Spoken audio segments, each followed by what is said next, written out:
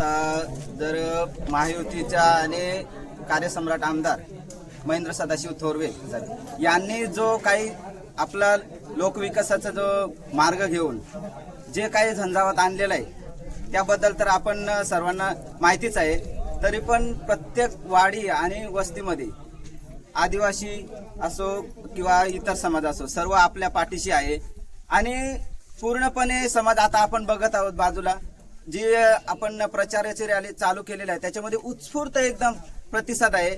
आणि आमदारांच्या बद्दल जर सांगितलं तर कार्यसम्राट आमदारांनी जे कार्य केलेलं आहे त्या कार्यामुळेच आज जनशक्ती विरुद्ध धनशक्ती हा आपण कार्यक्रम राबवत आहोत आणि ती आपल्याला दिसून येईल पुढील कालावधीमध्ये। आणि सध्या पण आणि जे आमदार साहेबांनी मेन म्हणजे सर्वात महत्वाचा मुद्दा आमदार साहेबांनी आमच्या आदिवासी समाजाला न्याय मिळवून दिलेला आहे आणि आमचा खरोखर जो आदिवासी आहे प्रॉपर त्याला त्याची उमेदवारी देऊन आम्हाला त्यांनी न्याय मिळवून दिलेला आहे। त्याबद्दल आमदार साहेबांचे मी मनापासून एकदम धन्यवाद मानतो। शिवसेना जिंदाबाद, महायुतीचा विजय असो।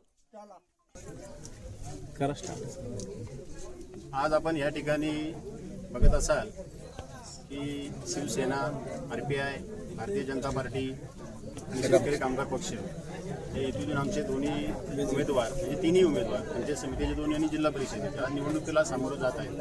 आता आम्ही घरोघरी प्रत्येक घरात जाऊन प्रचार करत आहोत। नागरिकांचा प्रचंड उत्साह आम्हाला मिळत आहे। शेवटी आदिवासी जनतेला एक कळतं की काळ्या रात्री आपल्या सुखदुःखात निवडणुका येतात जातात, आपल्याच कोण काम असेल।